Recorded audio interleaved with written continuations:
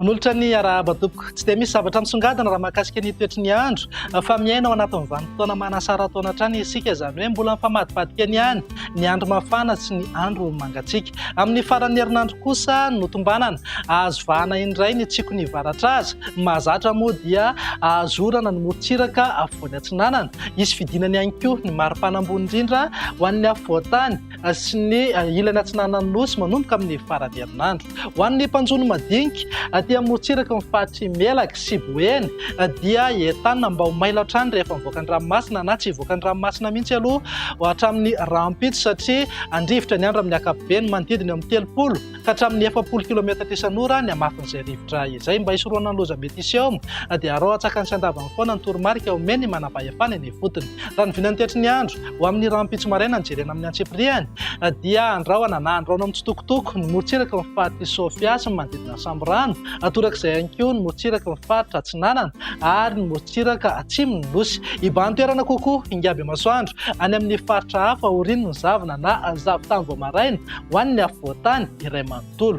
Raha ny tolakandro indray dia saika mivangony kokoa any amin'ny faritra avaratra ny orana tandrifindraona fa amin'ny ankapobeny dia mitsitokotoko ihany izay orana izay. Ny faritra hafa maina tanteraka mihitsy ny andro amin'ny ankapobeny na ibalika be ingaby masoandro. Mivinan'ny maripana manankatra any amin'ny 5 degré ny maripana ambony indrindra aty amin'ny faritra avaratra andrefana, eo amin'ny 5 na 20 degré kosa ho an'ny afovoan-tany. Tazantsika amin'izao fa mety ho tafidina hatramin'ny 7 degré mihitsy ny maripana ambany indrindra any Vakinankaratra, eo amin'ny 10 na 12 degré kosa ny maripana ambany indrindra ho any Analamanga sy Matsiatrabony. Mivinan'ny toetry ny andro ny alakamisy dia saika maina aloha ny ankamaroany ny faritra maro eto Madagasikara fa mety hisy tandrifindraona iserana ihany aty amin'ny fahatry Sava sy Analanjorofo. Mivinan'ny maripana dia 30 degré hatrany any amin'ny fahatry Boeny, Betsiboka ary Sofia.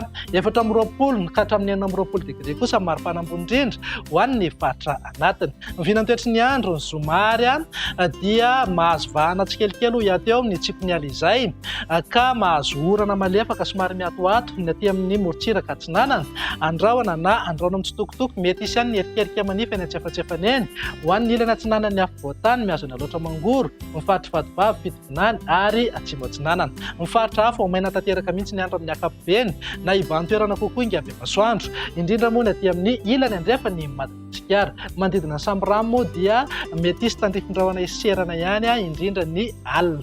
Raha ny vinan'ny maripana dia 30 degré foana ny maripana ambony indrindra aty amin'ny faritra Sofia, Betsiboka ary Boeny. 4 na 20 degré kosa ho an'ny faritra anatiny. Morontsiraka Atsinanana mety misy fidinany kely ihany koa ny maripana ambony indrindra manodidina amin'ny 17 ka hatramin'ny 20 degré. Araka ny efa mahazatra anao rehefa talata toy izao dia indro menanao indray ny tamin'ny falitony rivotra teto Antananarivo sy ny manodidina. Raha tazantsika amin'ny kisary dia antonony amin'ny ankapobeny ny tamin'ny falitony rivotra eto Antananarivo amin'izao fiandohan'ny herinandro izao na dia nahitana fiakaran'ny kely azy zany omaly alatsinainy 7 Mei.